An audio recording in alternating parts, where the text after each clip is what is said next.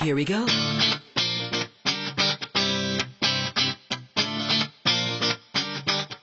Let me lift you up.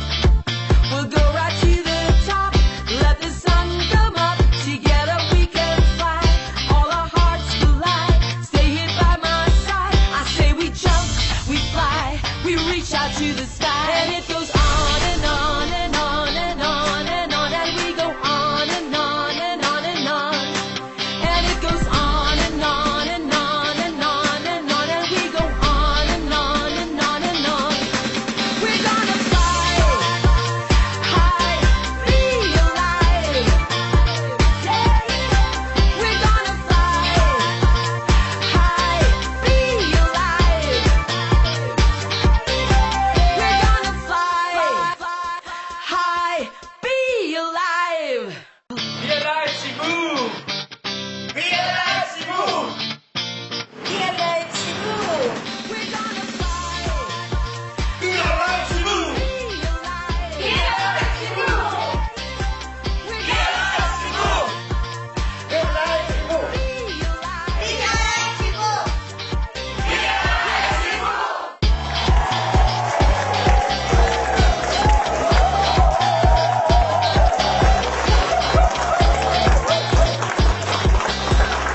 Today, Be Alive brings us all the way to Cebu. Good morning, Cebu! Wow, Susan, Ana, yung Be Alive fever natin nakakarating na sa Cebu. At hindi lang sa Cebu, Tita Maggie. Pati na rin sa Davao, Baguio, Subic, Bacolod, Iloilo, just to name a few. Naku, Susan, baka masyado na tayong sumikat nito, ha? Your path to wellness begins now. Welcome to Be Alive. This show is not about hype or drama. Our show is about real lives, lives that have been touched by God's healing gift. And our show is about courage, strength, and perseverance, about health, hope, and recovery.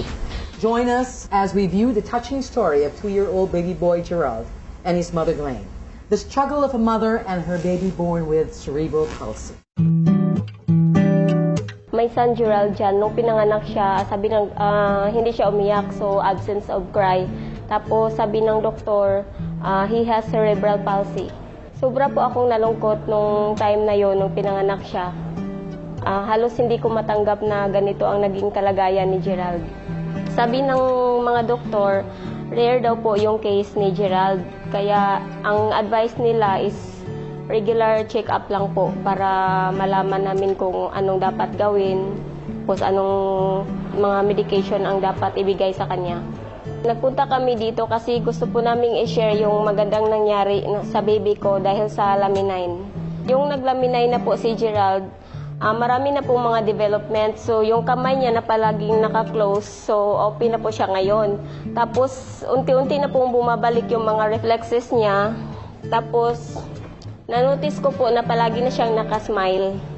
Tapos, pag i-kiss mo siya, mag-smile siya palagi. Wish ko po na matuloy-tuloy yung pag-inom niya ng Lamine9. Bilang isang ina, tuwang-tuwa po ako dahil na-discover ko po yung Lamine9. Na may pag-asa pa pala si Gerald na gumaling kasi nakikita ko naman yung mga developments niya. Gusto ko pong iparating sa lahat na kung meron din kayong mga karamdaman na katulad ng baby ko, try nyo lang po yung Lamine9 kasi nafe-feel po namin yung magandang result. Tapos nakikita po namin. Sa sobrang pagmamahal ko po sa mga anak ko, lahat gagawin ko po para sa kanila. Bilang isang ina na nagkaroon ng anak na tulad ni Gerald na may bihirang karamdaman, syempre mahirap po para sa akin. Nahirapan po akong tanggapin yun nung una.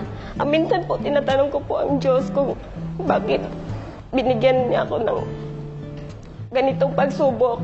Sabi nila binigyan daw ako ng Diyos ng ganitong pagsubok kasi daw mahal niya po ako. Angel po si Gerald sa buhay namin. Bilang isang ina na nagkaroon ng anak na tulad ni Gerald, siyempre mahirap po, naapektuhan din po yung health ko. Nagsasuffer po ako ng insomnia, depression, tapos fatigue, tapos Nagsasuffer din po ako ng back pain. Nung nakita ko na maganda naman po yung result ni Gerald sa Lamin-9, so nagtitake na po ako. Upon taking it the first night, I sleep soundly like a baby. Nawala po yung insomnia, fatigue, at saka back pain ko po. Hindi ko na po nararamdaman. Yung back pains ko po, galing po yun sa pagbubuhat ng baby ko. Kasi syempre mabigat. Mabigat si Gerald. Lastly po, gusto ko pong iparating sa mga nanay na katulad ko na wag lang pong sumuko kasi may pag-asa pa. Wow, Ana, masarap maging ina. Pero kasama dyan yung hirap.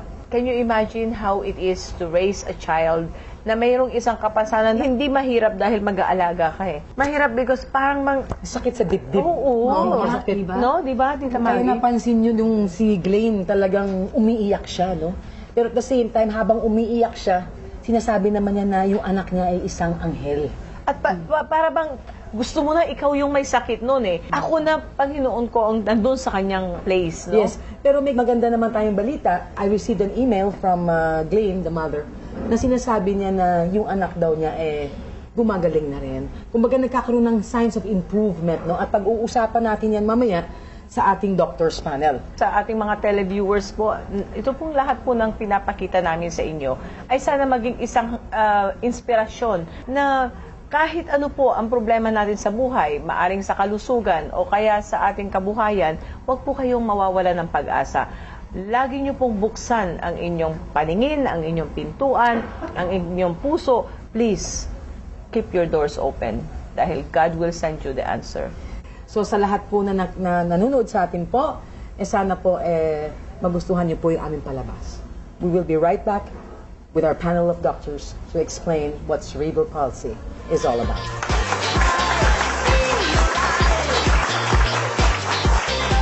We're gonna fly high, be alive.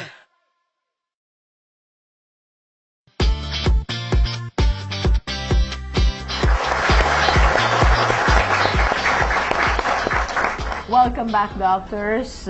Dr. Austria, Dr. Fruto. Can you please give us a commentary on cerebral palsy? Ano po ba yung sakit na ito? Sa mga bata lang ba? Well, most of the time, cerebral palsy comes about during the process of birthing when naubusan ng oxygen during childbirth, and though this damages the brain of the child.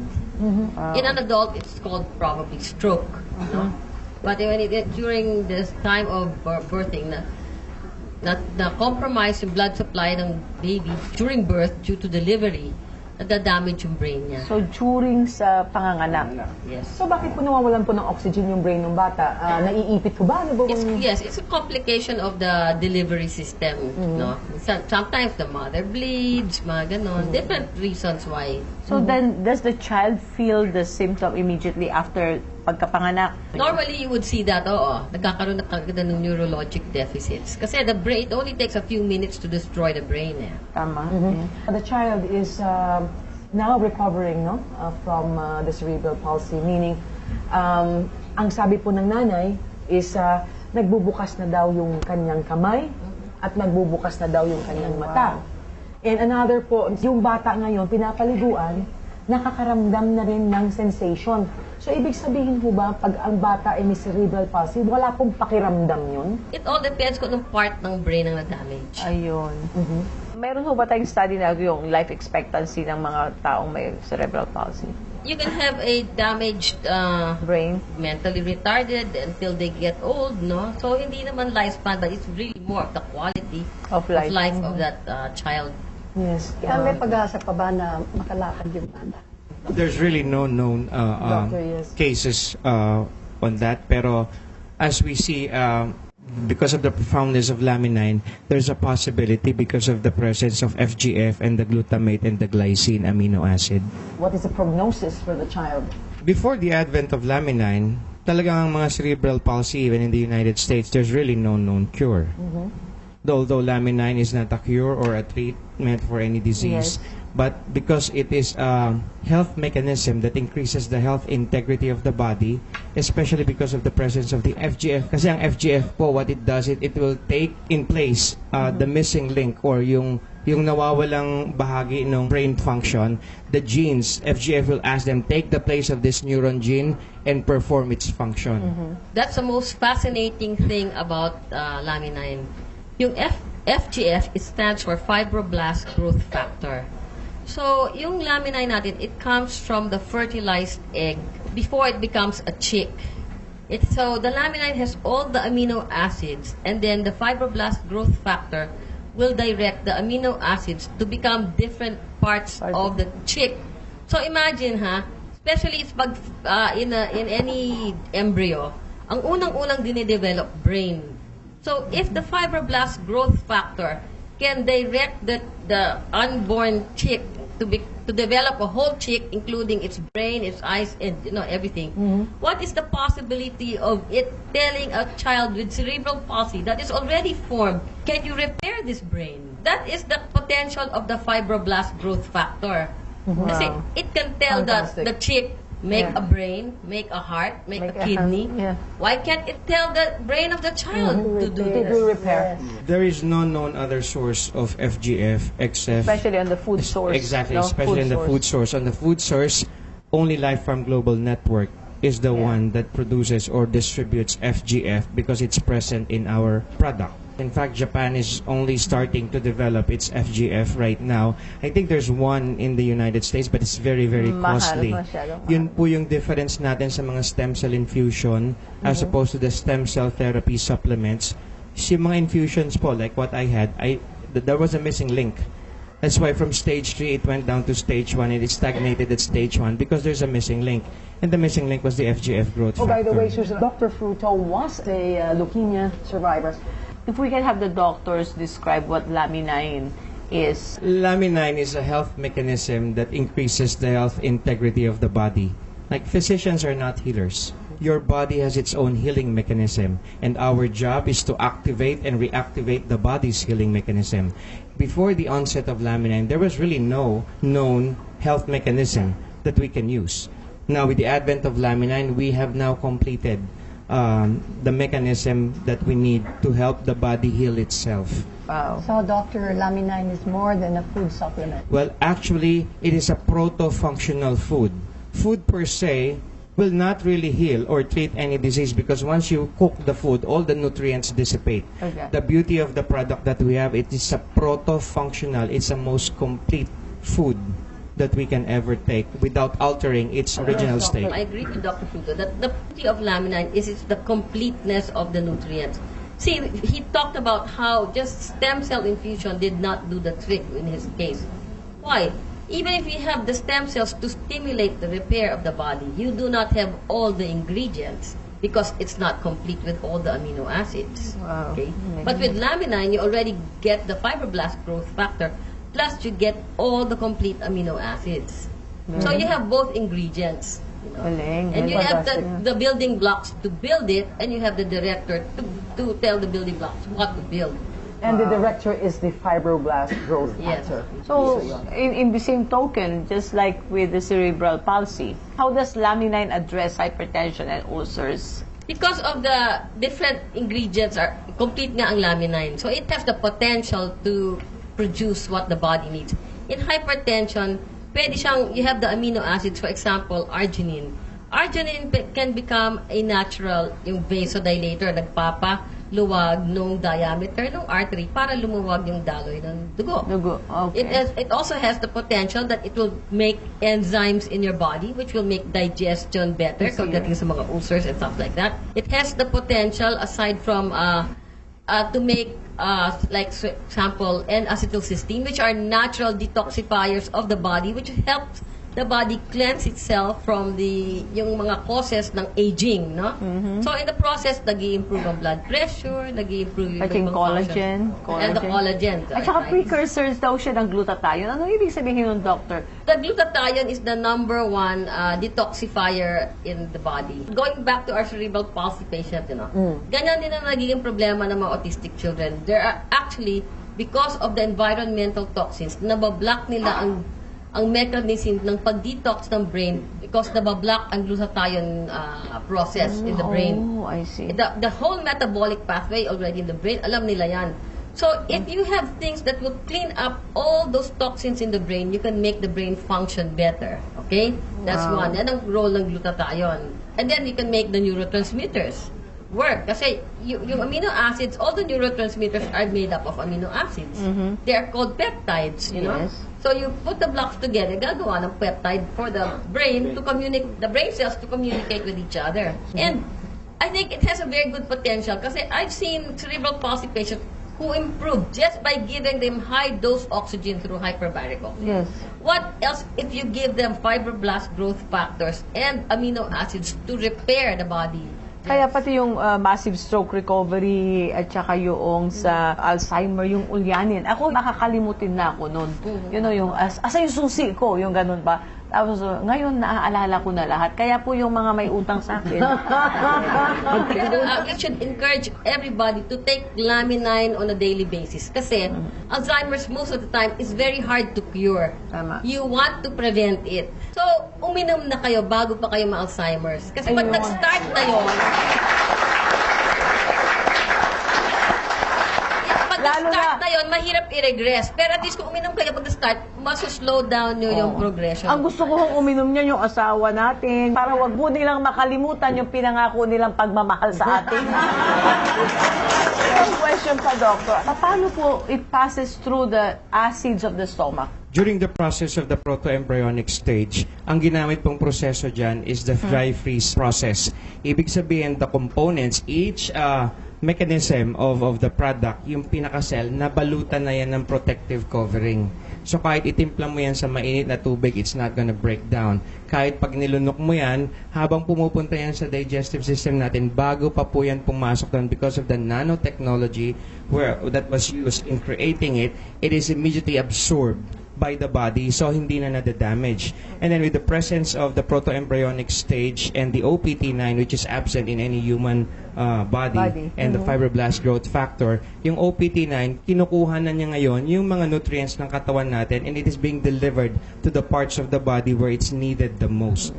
When we get back, we're going to have a very special portion today wherein our audience gets to ask the doctors questions. This time po, ang audience naman po ang bida natin. We'll be right back. Be alive. We're gonna fly high, be alive.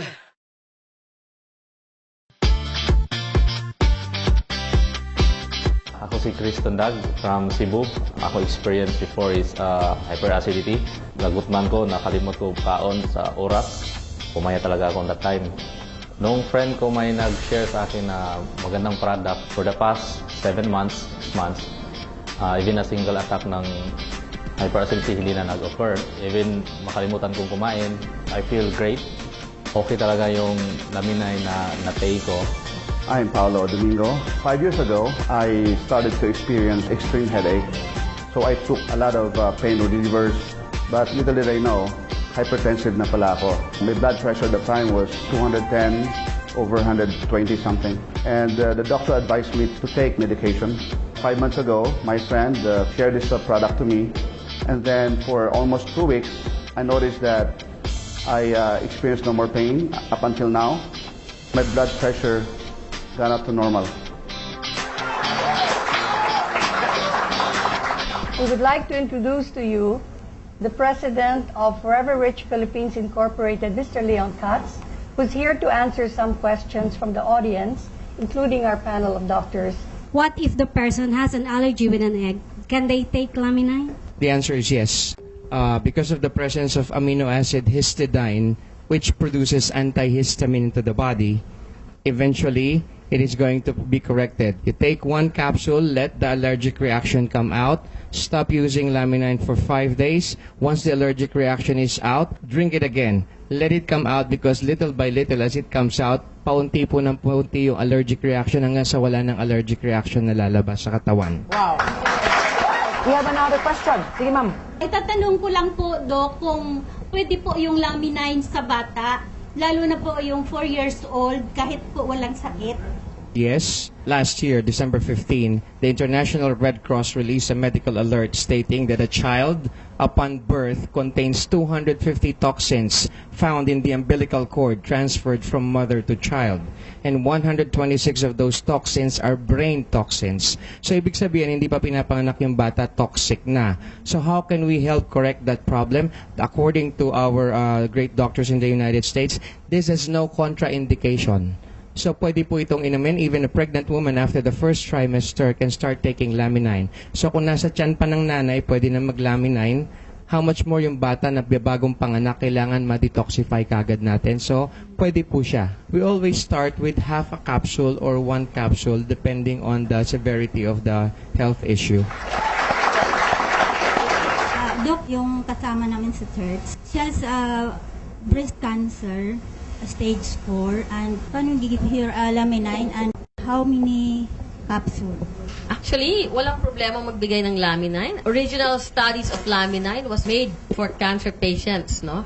And it help them recover kasi nga yung Laminine can help give you more energy, ingredients for repair, can help you for detox, can boost your immune system para mas malabanan mo yung cancer. So there is no problem giving Laminine, higher dosage po pag cancer patients. Ako po si Baby Santos. Caregiver po ako. Breast cancer patient siya. Ang findings na bago is bone cancer na rin, both 4th stage. And then very acidic siya, kaya very delicate yung pagtitake niya ng kahit anong food, nagiging acidic. And then yesterday we've been to hospital. The new findings is edema. Manas na. How do we treat them and paano i-explain and ilan ipapainom ko sa kanya? If it's under the care of a medical professional, we have to get the approval of the doctor first because there's a managing physician. We cannot overrule. Now, if the patient is outpatient, I would highly recommend that the patient undergoes cleansing and detoxification or do a reverse acidosis by administering or recommending 15 capsules of Laminine taken out of the capsule, eat it like it's a polvoron or a nilagang itlog, and then within a period of 2 hours, drink 30 glasses of water. And then after that, you give the dosage depending on the stage of the cancer. If it's stage 1, I always recommend 222. If it's stage 2, I always recommend 333. Stage 3, 444. Stage 4, mega dosage, 555. I received a phone call 2 days ago from Australia. Yung aking tita na matagal na hong may sakit yung kanyang asawa. And the doctors in Australia have recommended Laminine as a food supplement. Now, they want to know, Mr. Katz, where they can get Laminine in Australia. It's our goal to share this product with everybody. But to open a country is a process, and we're opening up other countries. And we have paperwork for a number of companies right now on the agenda to open up. And Australia is one of them. Is there something we can do for our friends there and they want Laminine? Well, we cannot send it there.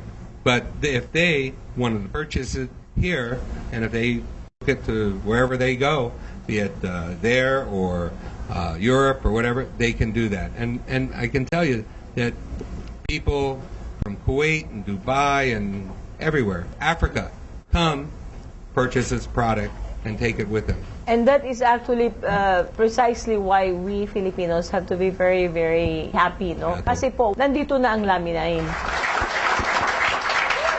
And we have our last question for today. May tanong po regarding po sa pasyente ko po na nagda-dialysis po. Actually po yung creatinine po niya is 1,300. Ayaw niya po niyang magpa-dialysis because after dialysis po kasi is nangihina po siya. Very complicated po ang dialysis patient kasi nasira na yung kidney. No? Pagdating sa katawan natin, ang 5 main organs yan na naglalabas ng toxins sa katawan. Very major organ si kidney sa paglabas ng toxins.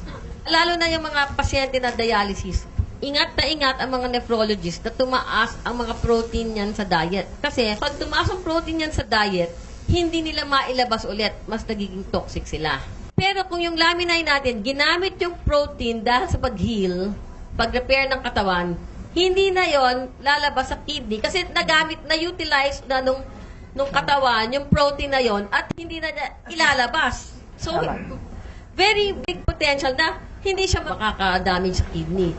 Maganda yun. Ang malalaman lang natin yan, unless meron ng proven studies, kung makakasama yung extra amino acid sa ibibigay natin o hindi.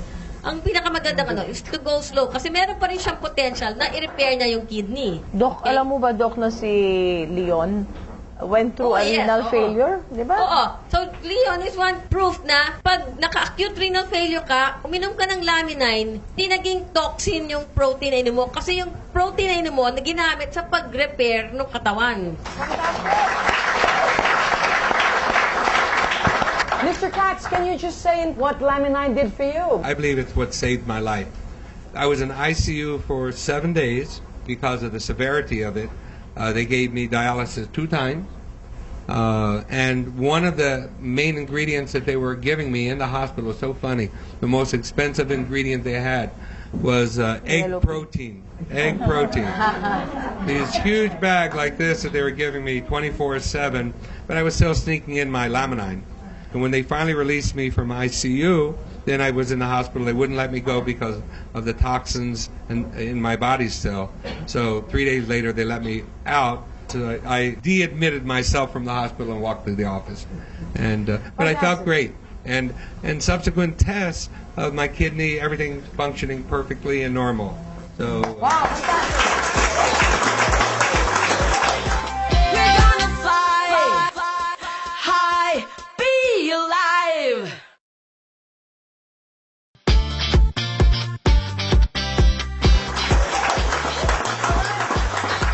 We want to thank Dr. Lito Fruto and Dr. Rosario Austria. Thank you. Fly high! Be Alive would like to thank the following: